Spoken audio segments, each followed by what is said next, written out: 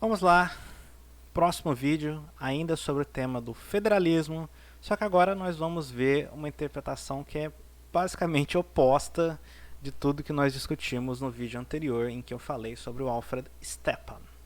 Agora vamos analisar a tese do Brasil como federação centralizada. Eu acho muito interessante, né, quando agora a gente vê uma geração de cientistas políticos que chega a conclusões completamente diferentes da geração anterior, porque mostra, de certa forma, que a discussão científica ela não é em vão. A discussão ela avança, ela não fica estática em aquilo que foi feito no passado, mas com a descoberta de novos dados, novas teorias, novas abordagens, a gente avança e revisa aquilo que a gente viu anteriormente, o que eu não vejo como uma desvantagem, muito pelo contrário, é uma coisa que torna a ciência interessante, inclusive as ciências sociais. Então vamos avançar aqui nessa interpretação. Voltamos aqui a alguns pressupostos da interpretação de que o Brasil é o país mais demos constraining no mundo, etc, etc. Quais são os pressupostos desta visão?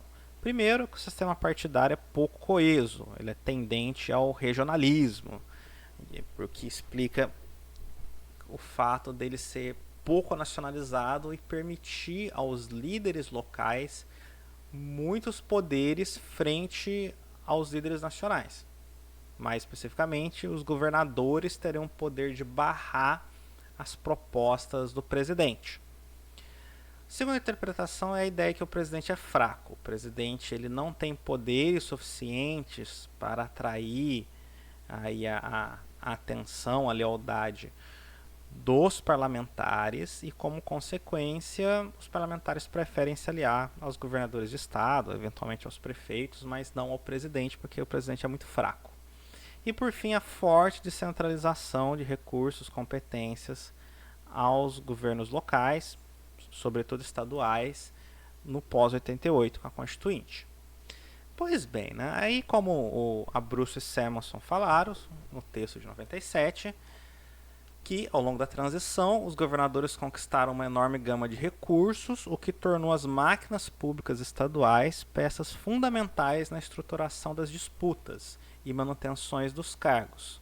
O controle das bancadas estaduais por parte dos governadores é ainda favorecido pela fraqueza dos partidos, até ressaltei essa parte aqui, então os partidos seriam fracos em organizar as carreiras parlamentares, porque se os partidos fossem fortes, os deputados, né, os parlamentares teriam que seguir os partidos, porque eles são fortes, mas como eles não são, cada um por si.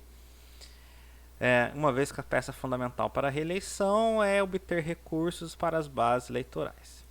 Pois bem, e essa é a visão que os autores tinham dos parlamentares. Bem, tem um teorema por trás dessa visão de que a impossibilidade de negociações centralizadas, ou seja, o fato de que você não pode, por exemplo, fazer negociações num comitê pequeno, onde só tem assento os líderes partidários, faz com que então o presidente tenha que recorrer ao varejo político, ficar catando deputado por deputado, o que é muito difícil, uma vez que são 600 parlamentares. Se ele tivesse que negociar apenas com os líderes partidários, ficaria muito mais fácil. Tudo isso combinado com o federalismo, e você pode ter isso aqui sem ter federalismo, sei lá, imagino que dizem que as negociações eu ia falar Bélgica, mas a Bélgica é federalismo também. Vamos lá, em Israel, as negociações políticas em Israel são muito difíceis, só que lá não tem federalismo, então tem um problema a menos lá, porque o primeiro-ministro de Israel não tem que convencer os líderes estaduais, líderes locais a entrar na Constituição. Fica toda a discussão centrada no parlamento. Mas quando você tem a combinação dos dois fatores, você tem o regionalismo, que é justamente essa ideia de que quem comanda o país são os líderes locais e não os líderes nacionais. E esse princípio ele é baseado na ideia da conexão eleitoral. O que é conexão eleitoral? A ideia de que o comportamento dos parlamentares é determinado pelas regras eleitorais. Então, se nós temos, por exemplo, um sistema proporcional de lista aberta, temos aqui o problema da lista aberta, a ideia de que a gente vota nos parlamentares individualmente e não numa lista partidária, por exemplo, né? Isso... tá. Nossa, acabou o espaço aqui. Escrevendo que nem criança, mas é que eu estou escrevendo com o mouse, gente. Minha letra não é tão feia assim. Então, o fato de nós termos um sistema eleitoral muito permissivo, muito individualista, né, que incentiva o individualismo parlamentar, e também é um sistema proporcional, que incentiva a fragmentação partidária, seria totalmente diferente se nós tivéssemos um sistema distrital, por exemplo. Se nós tivéssemos um sistema distrital, pela lei de Verger, provavelmente o Brasil seria bipartidário. Mas no Brasil nós somos um sistema proporcional, temos a lista aberta que, segundo alguns, desincentiva a disciplina partidária, e também nós não temos barreiras de entrada, pelo menos não por enquanto. Em 2022, possivelmente vai começar a haver barreiras de entrada no parlamento. Os partidos passaram a ter um mínimo, né, de parlamentares, não para que os parlamentares sejam eleitos, mas para que eles tenham acesso ao fundo eleitoral, o que por si só já vai dar uma enxugada no quadro partidário brasileiro. Mas até aqui, não. Até aqui o sistema partidário brasileiro, o sistema eleitoral brasileiro, ele é muito permissivo, ele permite muitos parlamentares. Também temos o fato do fisiologismo e empreguismo. O fisiologismo, que é uma mistura do empreguismo com o paroquialismo. A ideia de que o parlamentar ele quer, sobretudo, colocar pessoas em cargos importantes no executivo, para ter acesso a recursos de poder, e também o paroquialismo. O que interessa nessa visão aos parlamentares é tão somente benefícios locais, tá aqui, ó, benefícios para as bases eleitorais, só isso aqui que interessa, né? Porque se você der recursos para uma base eleitoral, mesmo que seja uma base muito específica, você vai fidelizar aqueles eleitores, e para um parlamentar ser eleito num sistema de lista aberta, ele não precisa ter uma quantidade super grande de votos. Né? Um parlamentar que tem 1,5%, 1% dos votos, ele já está eleito com muita vantagem. Muitos parlamentares são eleitos com bem menos que 1% dos votos. Isso tem a ver com as regras do nosso sistema eleitoral. Eu até nem fiz um slide sobre isso, mas eu posso até fazer um vídeo separado só sobre isso. Mas, assim, pelas regras eleitorais, não precisa de muitos votos para um parlamentar ser eleito. Então, se ele fidelizar uma parcela pequena do eleitorado, já é o suficiente para ele continuar deputado por muito tempo. Tá? E, junto com o ultrapresidencialismo estadual, que eu expliquei no último vídeo, juntando tudo isso aqui, vamos ter um sistema partidário amorfo e pouco coeso. Vamos ter, por exemplo, parlamentares pouco ideológicos, porque se interessa só para o parlamentar ter recursos para gastar numa base eleitoral, ele não vai ser um parlamentar ideológico, ele vai ser um parlamentar desesperado a troco de cargo e recurso. Ele não vai ter uma visão, né, de país, de esquerda, de direita, A ou B, não, ele vai ser a visão do quero dinheiro, entendeu? Né? É uma visão muito pessimista, né, do parlamentar brasileiro. Porém, aí que tá. Nos anos 90, a partir de metade dos anos 90, surgiu uma segunda geração de cientistas políticos institucionalistas, e eles fizeram uma coisa que não tinha antes, que é justamente pesquisa empírica, né? Por exemplo, eles montaram pela primeira vez, em metade dos anos 90, um banco de dados sobre as votações parlamentares, foram lá, recolheram pilhas e pilhas de diário oficial, viram uma por uma e colocaram tudo num banco de dados, e aí começaram a fazer algumas análises. E o Fernando Abruzzo, o Samuelson não tinham isso. Mas, por incrível que pareça, em 97 ainda não tinha banco de dados de votações do Congresso. Eles faziam pesquisa baseada em impressões muito subjetivas do sistema político, baseada em escândalos, notícias de jornal, entrevistas. mas ir lá e fazer a conta de como que votava exatamente os parlamentares não se fazia. Isso começou a ser feito a partir dos anos 90. E aí qual que é a conclusão? Que essa segunda geração que fez pesquisa empírica quantitativa sobre o sistema político, eles chegaram a conclusões completamente divergentes dessa visão aqui. O que eles perceberam? Que os parlamentares em geral votam disciplinadamente. Disciplinadamente com quem? Com o seu partido. Os parlamentares não votam cada um por si. Cada um, em geral, vota com o partido. Se o partido é um partido apoiador do governo, vota com o governo. Se é um partido de oposição, vota com a oposição. E a coesão parlamentar significa, matematicamente, a não coesão estadual. Então, se não tem lá um parlamentar de Minas Gerais, né? E no Minas Gerais você tem lá 3 partidos, tá? Se cada parlamentar votar de acordo com o partido, né, a menos que os 3 partidos sempre votem iguais, quer dizer que a bancada de Minas Gerais não vai ser coesa, porque cada um vota de acordo com o seu partido. Então pensa, por exemplo, vamos supor que em Minas Gerais o governador é do PSDB, que é o Aécio Neves. E aí um dos partidos, alguns parlamentares de Minas Gerais são do PT. O parlamentar do PT vai votar com o governador do PSDB ou com os seus companheiros do PT? Pela medida que os pesquisadores, o Fernando Limonge, Argelina Figueiredo, vários outros fizeram, o parlamentar vai votar com o partido. Então, se o cara é do PT, mesmo que ele seja de um estado governado pelo PSDB, ele vai votar com o PT. Porque ele não é do PT, ele é do PSDB, não é do PSDB, ele é do PT, né? Ou seja, essa de que os líderes políticos estaduais, cadê aqui, ó?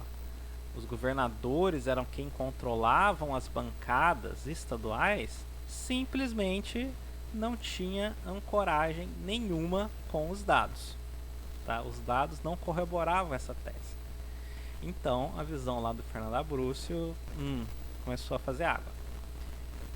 Fora isso, aquela ideia de que os parlamentares só se interessavam por produções, por temas locais, paroquiais, muito específicos, quando se começou a pegar, ler e categorizar os projetos propostos pelos parlamentares, então, por exemplo, Paulo Ritt, é um cara muito importante para esse tipo de pesquisa, lá em começo dos 2000 já, e ele chegou à conclusão que simplesmente não. O que os parlamentares propõem são sim projetos políticos nacionais, não são projetos paroquiais. E a explicação é muito simples, é porque pelas regras do processo legislativo brasileiro, não tem como, talvez até o parlamentar gostasse, até gostaria, os parlamentares até gostariam de fazer projetos mais paroquialistas, mas pelas regras que regem o processo legislativo brasileiro, não tem como. Eles só podem fazer projetos de cunho nacional. A maior parte dos projetos de cunho paroquialista envolvem questões orçamentárias. E questões orçamentárias são altamente controladas pelo poder executivo. Então, o que sobra para os parlamentares fazer são leis. E as leis têm caráter eminentemente nacional. Então, quais seriam as explicações para esses fatores aqui que, de certa forma, contrariam muito do que os primeiros cientistas políticos institucionalistas do Brasil pensavam? O poder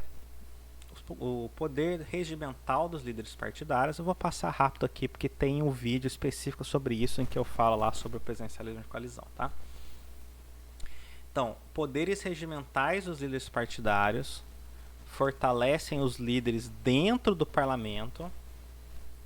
O poder legislativo do presidente, que é um poder amplo, ou seja, o presidente brasileiro não tem nada de fraco, porque a Constituição brasileira de 88 preservou muito dos poderes dos presidentes militares.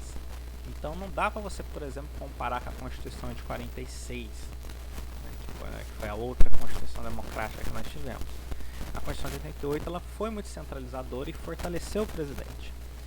E também a baixa influência do legislativo sobre o orçamento, que nem eu já falei, que o orçamento do Brasil é controlado basicamente pelo executivo.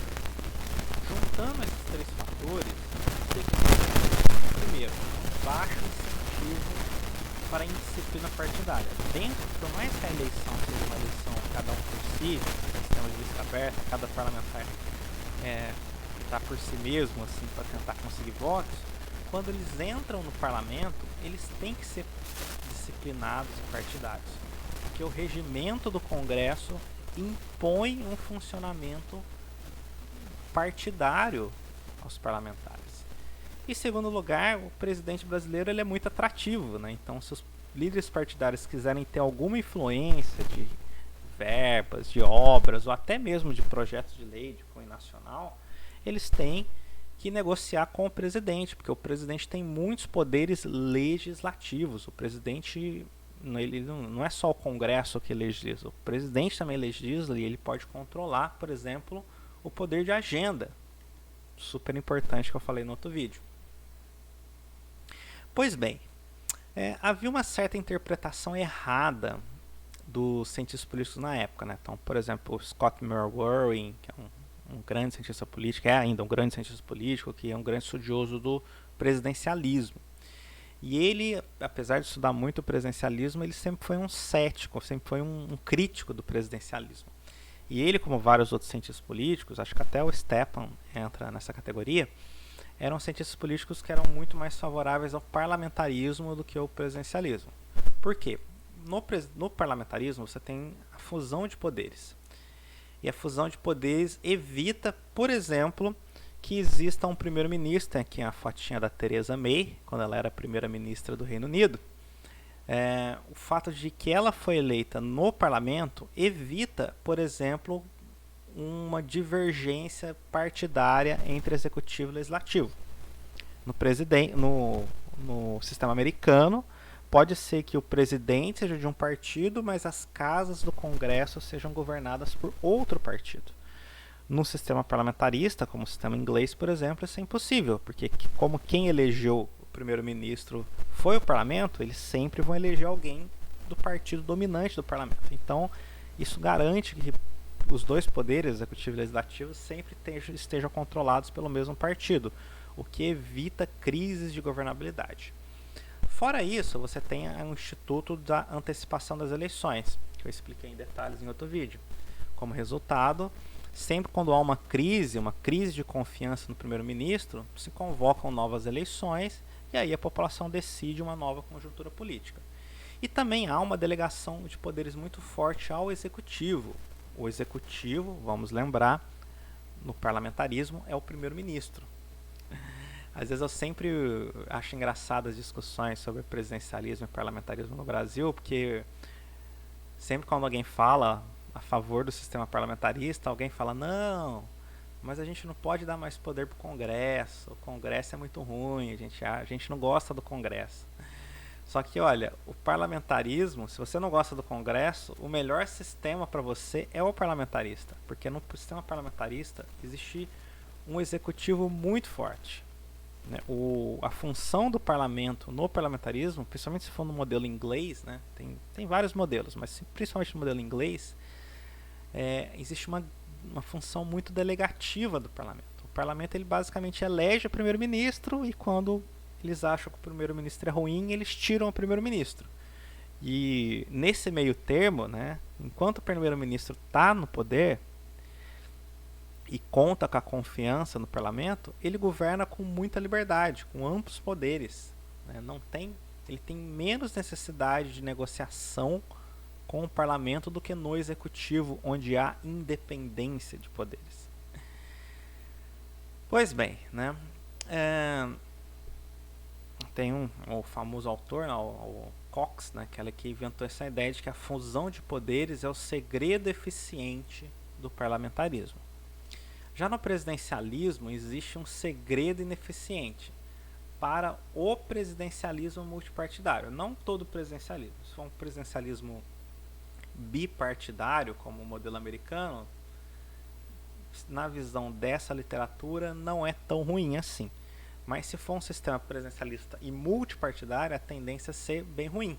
E essa é justamente conhecida como a fórmula latino-americana. O que é a fórmula latino-americana? Presidencialismo multipartidário, que é um sistema que os cientistas políticos tendem a não ver com bons olhos, vamos dizer assim. Porque quais seriam então as consequências do presidencialismo multipartidário? Um presidente focado em projetos nacionais e um legislativo focado em demandas paroquialistas. Tá? Então, por essa visão, teria pouco interesse dos partidos em apoiar o presidente, porque cada partido é muito local, muito focalizado. Essa mesma visão aqui que foi colocada pelo Bruce Samuelson, o David Samuelson, que é de os parlamentares só querem recursos para suas bases eleitorais. Tá? Na minha visão, aí colocando uma interpretação um pouco minha, essa visão é muito mais adequada ao presidencialismo americano do que ao presidencialismo brasileiro. A mistura de voto distrital, vocês lembram lá o que é o voto distrital, que é dividir o território em vários distritos, em cada distrito se elege um parlamentar. Isso tende a favorecer mais o localismo do que o modelo brasileiro. Então, de certa forma, esses autores eles ainda estavam muito presos ao sistema deles, né? Esses autores, muitos deles eram americanos, né? E eles estavam meio que empurrando os problemas dos Estados Unidos pra gente, entendeu? E os brasileiros, num certo momento, porque aqui estava tendo muitas crises realmente, né? Lá no começo, até o meados dos anos 90, quando teve o Plano Real, que deu uma estabilizada na economia e tudo mais. Mas como a gente estava tendo muitos problemas, de certa forma parecia ser uma interpretação razoável. Essa ideia de que nós tínhamos um presidente focado em projetos nacionais e um legislativo preocupado com demandas paroquialistas. Porém, essas interpretações têm alguns problemas. Primeiro, elas desconsideram o processo legislativo, que é muito diferente, por exemplo, do Brasil e nos Estados Unidos. No Brasil, o legislativo é muito mais autônomo, sabe? Os poderes legislativos do presidente americano são muito estritos, são muito pequenos, né?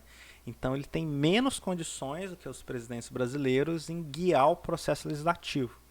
Então lá a situação é um pouco diferente. Segundo, desconsideração do poder de agenda. O presidente brasileiro ele tem um poder de agenda grande, ou seja, ele controla o que é votado em cada momento. E quem controla a pauta, né, aqui a agenda é um novo nome para dizer pauta, né? Inclusive eu acho que a tradução correta do termo em português devia ser pauta, não devia ser agenda, que é um falso cognato, né? Quando você fala agenda power, deveria ser traduzido como poder de pauta, na minha visão. Mas pela literatura, pela tradição, se consagrou dizer poder de agenda, sabe? Então, o poder de agenda é justamente o poder de determinar a pauta do Congresso Nacional. O que vai ser votado, quando vai ser votado. Nos Estados Unidos, isso é uma decisão autônoma do Congresso. No Brasil, essa é uma decisão que o presidente consegue influir muito nela, porque ele pode declarar poder de urgência, ele pode mandar medida provisória, tem N poderes em que ele pode colocar. Também detalhes do orçamento, né? De novo, né? Nos Estados Unidos o Congresso tem um controle muito maior sobre o orçamento do que no Brasil. No Brasil o orçamento é muito controlado pelo Executivo, né? Enfim, juntando tudo isso daqui, nós chegamos à conclusão de que muitas das desvantagens desse segredo deficiente, né, simplesmente não valiam para o Brasil quando a gente considerava essas outras características do sistema político brasileiro. Tanto é que o presidente tem uma taxa de sucesso muito alta, 70%. O Fernando Limões tem até um texto em que ele fala que, olha, 70% para um sistema parlamentarista tipo Reino Unido é considerado baixo. Mas para um sistema presidencialista, em que o presidente ele não vai perder o cargo por perder uma votação, que muitas vezes acontece no parlamentarismo, que o primeiro-ministro renuncia se ele perde uma votação. Então, 99% das vezes, a pauta é aprovada. Já o presidente ele pode arriscar mais. Tá? Ele usou justamente esse termo. Os presidentes podem arriscar mais. Por isso que a taxa de sucesso não é tão alta que nem os primeiros ministros. Mas, por outro lado, ela é muito mais alta do que a literatura esperava. Né? E o outro ponto que eu acho mais surpreendente é isso aqui, ó, a taxa de dominância. O que é a taxa de dominância? É a porcentagem das leis do parlamento que são de autoria do presidente. Olha, de tudo que o Congresso aprova, quase 86% são projetos do presidente. É uma das provas mais cabais de que quem controla a pauta do Congresso é o presidente, é o executivo. Como resultado, o presidente brasileiro não tem nada de fraco, ele é muito forte, muito poderoso e, como consequência, ele pode induzir a cooperação do Congresso. Tá? Pô, Murilo, essa aula não era de federalismo? Vamos voltar lá. Pô, parece que o assunto mudou, né? Parece que a gente começou falando de federação centralizada e do nada o assunto mudou para executivo legislativo. Então, o que uma coisa tem a ver com a outra? Vamos falar sobre isso. Bem, existe uma regra assim nos sistemas políticos, que é um pouco da mecânica da política, que quando a gente tem uma centralização política ao nível federal, nós temos um sistema majoritário federal. Então, se o sistema político que nem tivermos um presidente muito poderoso, cheio de poderes legislativos, poderes orçamentários, etc., significa que nós temos um sistema centralizado ao nível federal. Ou, usando os termos aqui do Liebhardt, um sistema majoritário federal.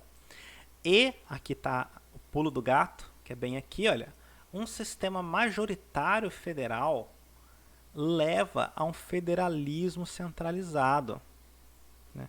O fato de que nós temos um sistema que tem um polo, centro de gravidade forte no presidente, no executivo, faz com que o poder dos líderes regionais fique fraco e as instituições tendam ao centro político.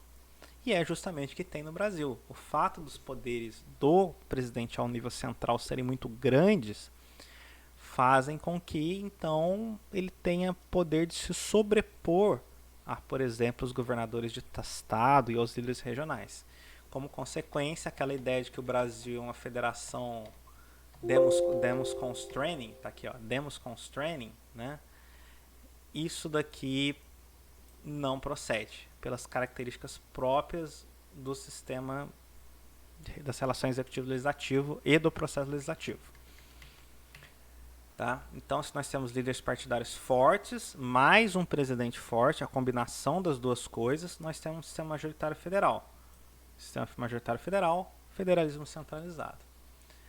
Os parlamentares não votam regionalmente. As pessoas não votam de acordo com o seu estado, mas sim de acordo com o seu partido.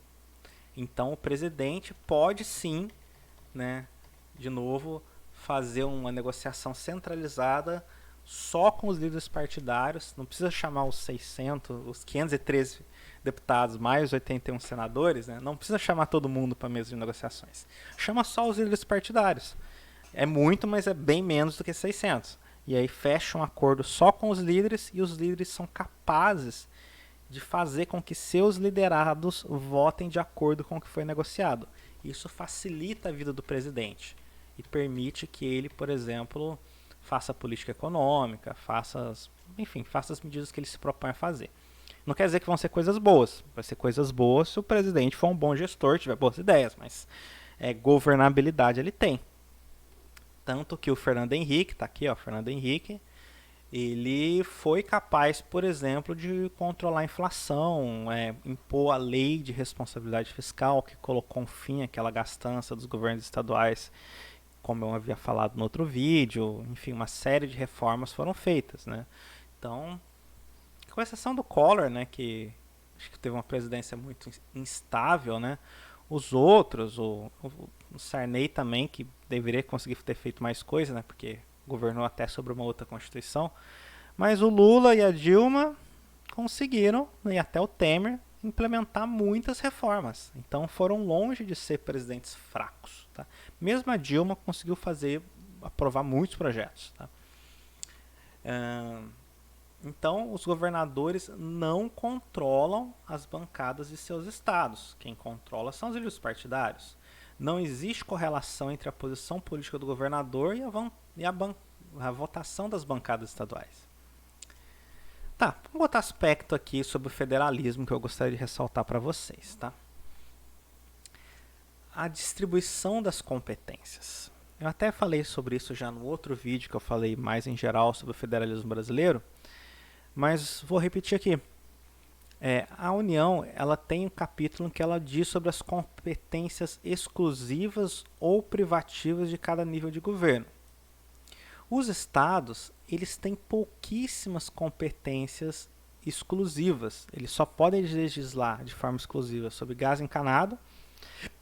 O Fernando Abrúcio até que ressalta esse fato. Não esqueçam do gás encanado. E a chamada competência legislativa residual, que é tudo que a Constituição não proíbe, tudo que a Constituição não prescreve para um outro nível federativo, pode ser legislado pelos estados. O problema é que quase tudo já foi determinado como sendo de competência exclusiva nacional. Eu coloquei aqui esses exemplos, mas são mais de 20 áreas de competências exclusivas da União. Então a nossa Constituição, tudo bem, ela determinou que tudo que não está nela é estadual, mas praticamente tudo já está nela. Então, na prática, ela fala que assim, ele dá muito mais competências políticas ao governo central do que, por exemplo, a Constituição americana. Outro ponto importante é isso aqui, as competências comuns e concorrentes. Né? Existe uma parte da Constituição, áreas de política, que são de competência comum entre os entes federativos. Porém, o Poder Judiciário brasileiro consagrou a interpretação que no conflito de leis locais e leis federais sempre prevalece as leis federais. Então, por exemplo, pega qualquer uma dessas áreas. Educação. O Estado tem uma legislação específica sobre educação. De repente, surge uma legislação federal sobre o mesmo tema. Então, tudo que contraria ela em todos os estados é automaticamente revogado. Pô, professor, mas não é assim em tudo quanto é lugar? Não é. Nos Estados Unidos não é assim. Nos Estados Unidos, né, uma lei federal não pode revogar leis estaduais, porque justamente os estados têm autonomia. A lei federal, inclusive, só pode falar sobre assuntos que estão expressamente determinados na Constituição, e a divisão de competências entre atribuições federais e estaduais é muito estrita. Já no Brasil, não. No Brasil existe uma grande quantidade de áreas em que ambos podem legislar ao mesmo tempo, estados, municípios, governo federal, todos podem legislar ao mesmo tempo, porém, a lei que vem de cima sempre revoga as leis de baixo, e o contrário não é verdadeiro. Um estado não pode fazer uma lei que revoga uma determinação federal. Mas se o Congresso Nacional decidir sobre algo, qualquer lei estadual ou municipal que contrarie ela está automaticamente revogada. É um tipo de princípio muito próprio dos sistemas unitários. Então, por isso que o Brasil tem muitas características de um sistema unitário e por isso que ele é considerado uma quê? Uma federação, bem no começo da aula, federação centralizada. Então, aquele princípio de que o Brasil seria a federação mais centralizada do mundo, parece que a interpretação atual não vai nesse sentido. Mas, pô, professor, você não falou que na Constituinte de 88 houve uma enorme descentralização de recursos? Sim, houve. O Brasil chegou a ser considerado um dos países mais descentralizados do mundo. Tem esse economista aqui do Banco Mundial que ele propagou essa ideia, né, pelo Banco Mundial, por tudo mais. Porém, esse critério ele leva em conta apenas a descentralização fiscal. Na época havia essa ideia de que a descentralização de recursos era uma proxy, uma boa medida para avaliar a descentralização em termos gerais. Só que a gente sabe que isso não é verdade. O Brasil, apesar de ser descentralizado, e realmente o Brasil é muito descentralizado em termos fiscais, ou seja, de recursos, mas em termos de competências legislativas, nós somos altamente centralizados.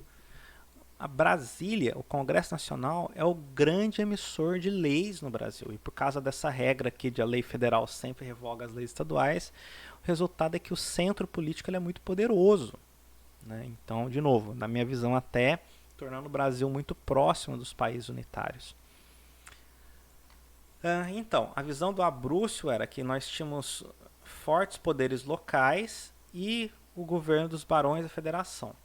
Mas praticamente todas as pesquisas que vieram depois diz o contrário, que a União ela é a verdadeira, uma grande coordenadora das políticas que no Brasil são muito centralizadas, tipo a política de saúde, o SUS. O SUS é muito centralizado.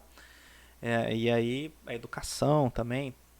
Onde a União quer emitir política centralizada, ela tem amplos poderes constitucionais para o fazê-lo. Mas ela não faz em tudo. Por exemplo, não existe uma política unificada de transporte nacional, de transporte público. Alguns acham que deveria ter.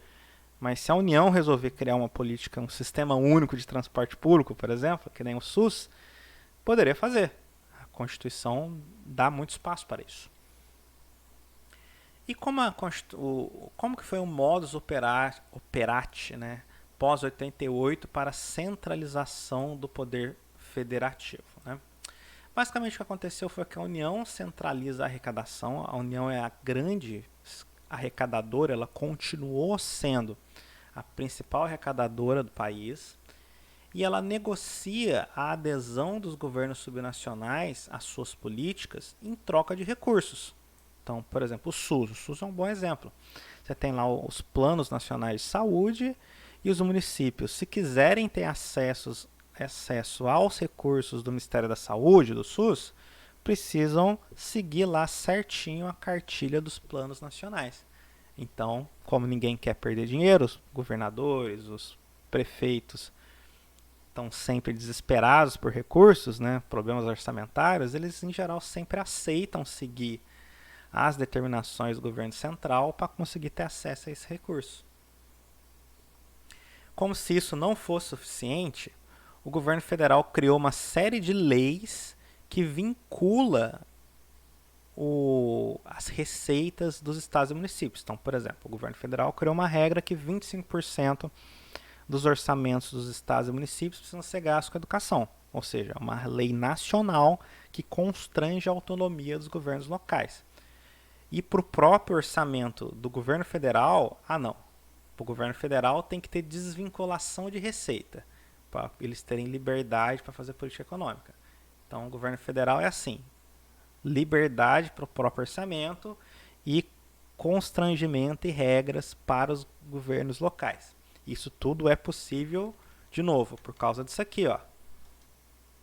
Um sistema político centralizado ao nível federal. Se não fosse isso, seria praticamente impossível você ter, por exemplo, uma emenda que nem a emenda 29, a emenda constitucional número 29, que criou uma vinculação dos gastos para a saúde. E também o governo federal criou uma série de regras, um sistema de fundos, né?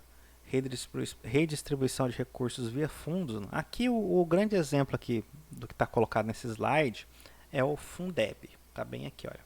O que é o Fundeb? Na Constituinte de 88, vou explicar aqui rapidamente, porque senão o vídeo fica muito longo. Já vai ficar longo, mas que não seja tanto.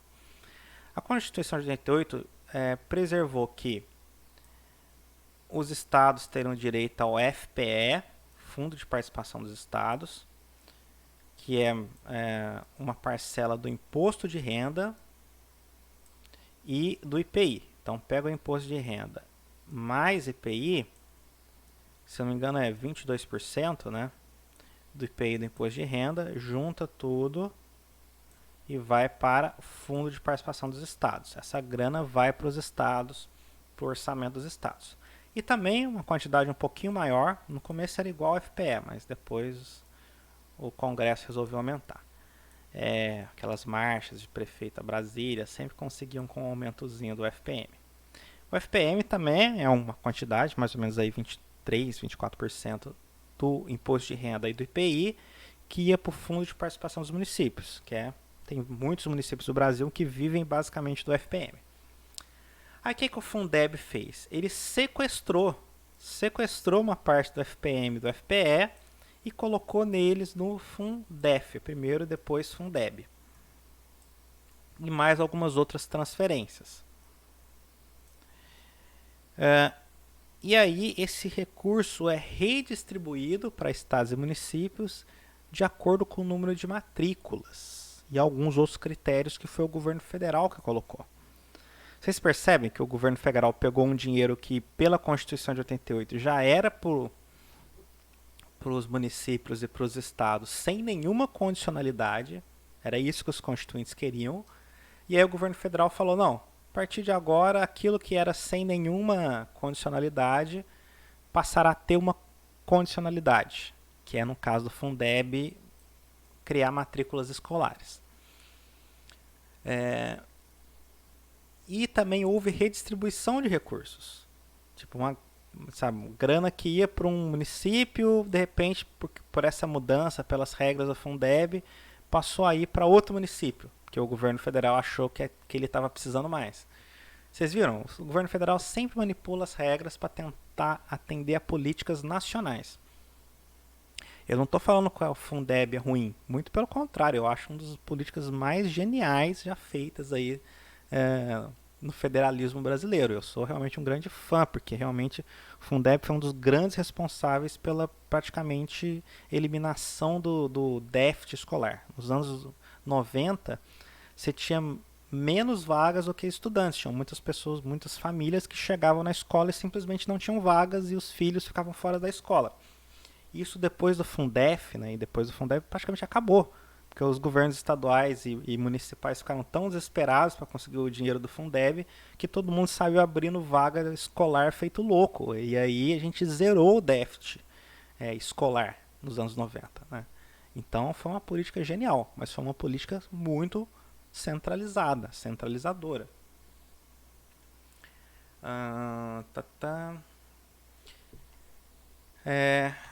E também regras e punições. Vou partir direto para esse ponto aqui. Estabelecimento de regras e punições. O governo federal também utilizou seu poder político para, por exemplo, prescrever punições que podem levar inclusive à perda de mandato ou suspensão de transferências daqueles governos locais que têm um comportamento que, segundo o governo federal, é inadequado. E o maior exemplo disso é a Lei de Responsabilidade Fiscal, que colocou fim àquela farra lá dos bancos estaduais que nem eu falei para vocês. Na verdade, houve uma série de acordos, né? Lei Camata 1, Lei Camata 2. Foi um processo longo que culminou em 2000 com a Lei de Responsabilidade Fiscal, mas isso se consagrou e até o Supremo ratificou essa ideia de que o governo federal sim pode impor sanções graves como essas aqui, olha, para os governos subnacionais que têm um comportamento considerado perdulário, ou ilegal, ou etc. Com certeza um presidente fraco não conseguiria criar esse tipo de regra sobre justamente os líderes locais. O resultado é que nós temos realmente um federalismo centralizado. E esse ponto de que a Constituição brasileira é muito detalhada, hein? Será que, de fato, a Constituição brasileira é muito detalhada, mas o que o Stepan não mencionou, e deveria ter mencionado, era que ela é muito fácil de ser mudada. A nossa Constituição, ela tem, se a gente for, e tem vários cientistas políticos que fazem comparações entre regras de emendamento constitucional, a Constituição brasileira é muito fácil de ser mudada, tanto que ela já teve mais de 100 alterações. Imagina, os Estados Unidos tiveram 50 alterações em 200 anos e o Brasil em 30 anos teve mais de 100 alterações.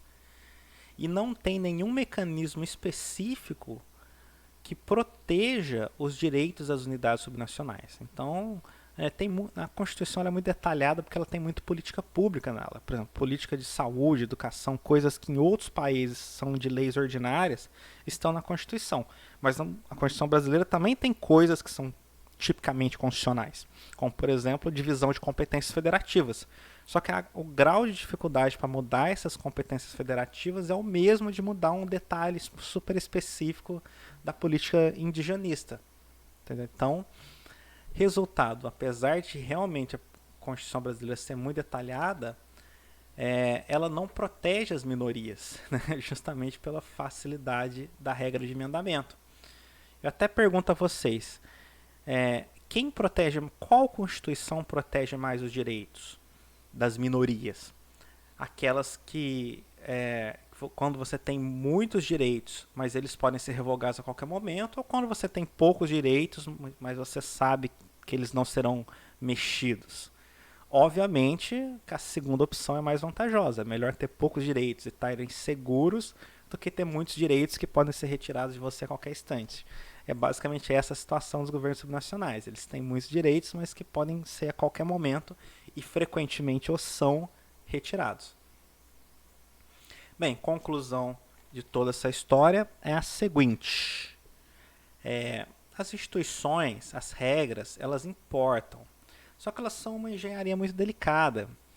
E você não pode ver uma única regra e achar que ela explica todo o resto, como foi, por exemplo, o que eles fizeram com a chamada conexão eleitoral. Cadê no começo aqui que eu falei da conexão eleitoral? Tipo, as eleições são importantes, muito importantes, mas só elas é uma parte pequena de um quadro institucional muito amplo, entendeu? Então, não dá para simplesmente analisar, por exemplo, só as eleições. Tem as eleições, regras regimentais do Congresso Nacional, poderes legislativos do presidente, poderes de tributação da União, regras de competências legislativas na federação e assim vai, né? Até tem aqui alguma... Vocês podem reparar a influência do poder da União por isso daqui, olha. Por que a reta de arrecadação do governo federal cresceu tanto nos anos 90 e a dos estados e municípios continuou mais ou menos estável? A dos municípios até cresceram, mas sobre uma base muito pequena. Olha, realmente, se a gente for pegar aqui, depois da Constituição de 88, houve uma descentralização dos recursos. Tá? O governo federal perdeu arrecadação e os estados tiveram um pequeno ganho. Os municípios também. Mas a partir dos anos 90, a União recuperou a sua capacidade financeira aumentando a carga tributária. A verdade é essa, né? Porque se criou novos impostos e também aumentou as alíquotas dos impostos existentes. Então, houve uma recentralização das receitas a partir dos anos 90. De novo, isso só foi possível porque o sistema federativo nacional é centralizado. Aqui também a distribuição de recursos nacional. A União ela tem mais ou menos 50% do gasto, né? Isso aqui, ó, isso aqui é arrecadação, é o lado da entrada dos impostos. E aqui é o lado do gasto. A gente vê que a União ela tem uma proporção menor dos gastos porque existem muitas transferências no Brasil. Boa parte das receitas, né, da União, pelo FPM, FPE e várias outras transferências, o governo federal tem que transferir recursos para estados e municípios. Por isso que na hora do gasto, o peso de estados e municípios é muito maior do que o peso arrecadatório. Mas por causa da centralização das competências legislativas, grande parte desses recursos aqui, que são recursos subnacionais, estão sob influência e até supervisão do governo federal. Então, resultado, apesar de realmente sermos uma federação muito descentralizada, são poucos países do mundo em que é quase 50% federal e 50% subnacional. A maior parte das federações do mundo o governo federal tem de 60% a 70% ou 75% de todo o gasto. No Brasil é 50-50, que é mais ou menos o que tem os Estados Unidos. Ou seja, somos muito descentralizados. Mas no Brasil a União é muito mais forte do ponto de vista legislativo. Tá? É isso. Obrigado. Até mais.